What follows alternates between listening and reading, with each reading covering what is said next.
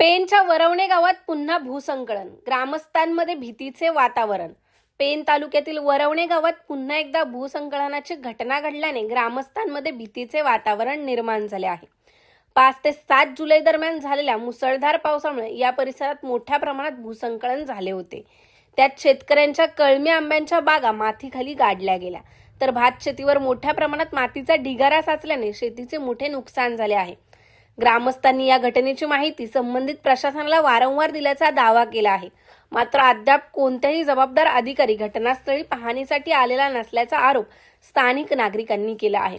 प्रशासनाच्या या दुर्लक्षामुळे ग्रामस्थांमध्ये तीव्र नाराजी व्यक्त होत आहे. दरम्यान सतत सुरू असलेल्या पावसामुळे गावालगतच्या डोंगराचा आणखी एक भाग खचून मोठ्या प्रमाणात माती खाली आल्याने नागरिकांची चिंता वाढली आहे. वारंवार भूसंकलनाच्या घटना घडत असल्याने भविष्यात माळीण दुर्घटनेसारखी परिस्थिती निर्माण होण्याची भीती ग्रामस्थ व्यक्त करत आहेत. एखादी मोठी दुर्घटना घडल्यानंतरच प्रशासनाचे डोळे उघडणार का, असा संतप्त सवाल नागरिकांनी उपस्थित केला आहे. आजही पेण तालुक्यात मुसळधार पाऊस सुरू असून भीतीचे सावट कायम आहे. शेती, आंब्यांच्या बागा आणि आता राहती घरेही धोक्यात येण्याची शक्यता असल्याने ग्रामस्थ भयभीत झाले आहेत. प्रशासनाने तातडीने घटनास्थळी पाहणी करून आवश्यक उपाययोजना कराव्यात, नुकसानग्रस्तांना मदत द्यावी आणि भविष्यातील धोका टाळण्यासाठी कायमस्वरूपी उपाययोजना कराव्यात, अशी मागणी स्थानिक नागरिकांनी केली आहे. ब्युरो रिपोर्ट, तेज मराठी न्यूज, पेण. 15-16 जुलैला जो पाऊस पडला, त्या पावसामध्ये घराच्या वरची जी धस आहे, डोंगर आहे, तो आता आलेला आहे पुन्हा. त्यामुळे शासनाने तातडीने याच्याकडे लक्ष घ्यावा अशी आमची विनंती आहे. मालीन होण्याचं वाट पाहू नये असं आम्ही शासनाच्या दरबारी सांगतो.